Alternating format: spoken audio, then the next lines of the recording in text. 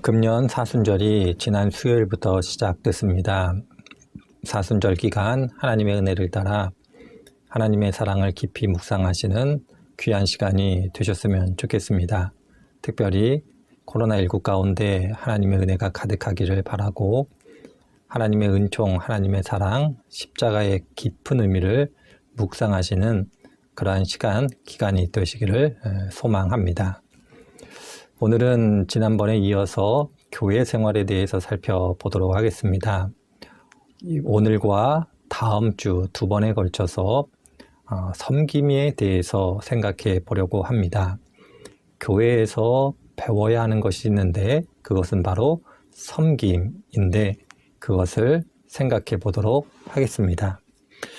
교회에서 배워야 되는 섬김은 세 가지로 요약해서 말씀드릴 수 있습니다. 하나님을 섬기는 것을 배워야 되고 교회 공동체를 섬기는 것을 배워야 하며 이웃을 섬기는 것을 배워야 합니다. 하나님을 섬기는 것은 예배라고 표현할 수 있고 교회 공동체를 섬기는 것은 봉사라고 설명할 수 있고 이웃을 섬기는 것은 공공성으로 설명할 수 있습니다. 교회에서는 반드시 이 세 가지를 배워야 하며 하나님을 믿는 사람들이라면 이 세 가지를 마음에 기억하고 꼭 열심을 다하여 배워야 하는 겁니다. 오늘은 이 세 가지 가운데 첫 번째인 하나님을 섬기는 것, 곧 예배에 대해서 생각해 보려고 합니다. 자, 그럼 먼저 예배에 대해서 생각해 볼 터인데 중요한 것은 예배라는 것이 무엇인가를 정확하게 아는 것이 필요합니다. 저희들은 보통 예배하면 특정한 날에 특정한 시간에 사람들이 모여서 찬양하고 기도하고 말씀을 듣는 것을 예배라고 생각을 합니다. 물론 예배에 대해서 그렇게 이해하고 그렇게 설명하는 것이 틀린 것은 아니겠습니다마는 성경을 자세히 읽어보면 성경은 단순히 그렇게 설명하고 있지는 않다라는 것을 발견하게 됩니다. 성경에서 말하는 예배는 특정한 날, 특정한 시간에 사람들이 모여 종교적인 의례를 따라 모이는 것을 예배라고 하지 않고 우리의 삶, 우리의 일상의 모든 것이 하나님께 드리는 예배다라고 설명하고 있습니다. 그런 의미 속에서 특정한 시간만이 하나님께 드리는 것이 아니라 우리의 일생, 인생, 조금 더 소소하게 말씀드리자면 하루하루 일상이 하나님께 드리는 예배다라고 가르치고 있습니다. 그러한 의미 속에서 예배라는 것, 곧 하나님께 영광을 올려드리고 하나님과 교제하고 하나님을 높이는 그것은 특정한 시간에만 해당되어지는 것은 아니다라는 것을 아는 것이 필요합니다. 그런 의미 속에서 성경이 말하는 예배를 우리들이 드리기 위해서는 삶으로 예배를 드리기 위해서는 반드시 우리들이 깨달아야 되는 한 가지 조건이 있습니다. 그것은 하나님을 떠난 인간의 한계와 그 한계를 극복할 수 있는 유일한 능력은 하나님께만 있다라는 것을 인정하는 겁니다. 하나님을 떠난 인간의 한계는 창세기를 읽어보면 정확하게 나옵니다.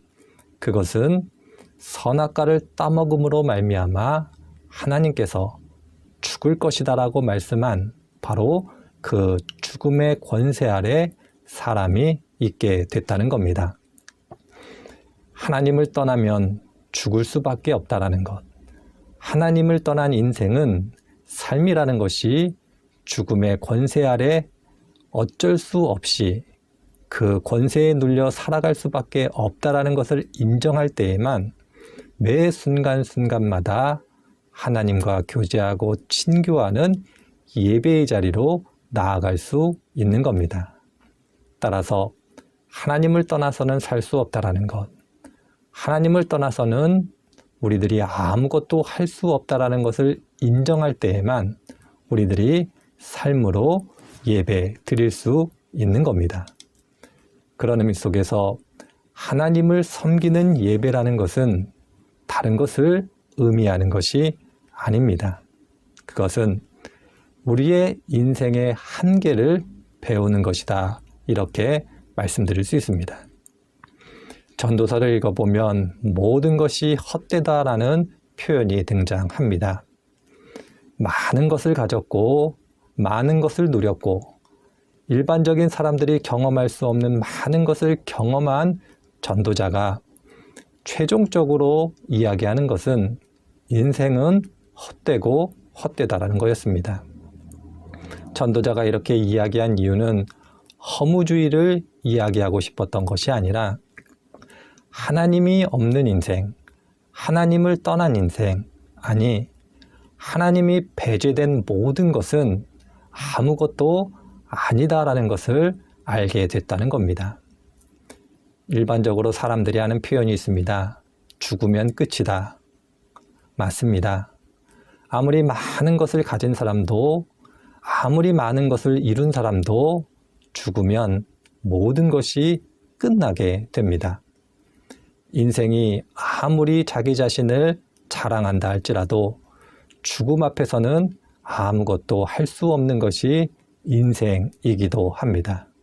그런 의미 속에서 인생이라는 것, 인간이라는 것이 모든 것을 할 수 있는 것처럼 보이지만 그 한계가 분명하다라는 것을 아는 것이 필요한데, 하나님을 섬기는 예배라는 것은 다른 것이 아니라 우리의 삶 가운데 인생이 가지고 있는 한계를 인정하고 겸손하게 하나님 앞에 서는 겁니다.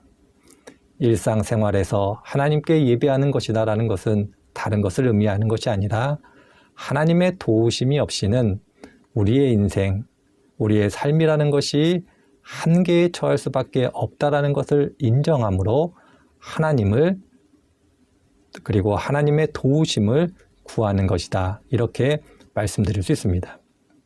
이것을 조금 달리 말씀드리자면 가장 가치 있는 것은 바로 하나님이시다라는 것, 가장 높임을 받아야 되는 것은 하나님이다라는 것을 인정하는 것이다. 이렇게 말씀드릴 수 있습니다. 하나님과 교제하는 것, 그 안에서 살아가는 것, 그것만이 참된 삶의 의미와 가치를 가지는 것을 배우는 것, 바로 그것이 하나님을 섬기는 예배입니다. 그런 의미 속에서 하나님을 섬기는 예배를 실천하는 사람의 가장 큰 특징은 자기 자신의 삶의 주인을 이제는 자기 자신이 아니라 하나님이심을 인정한다라는 겁니다.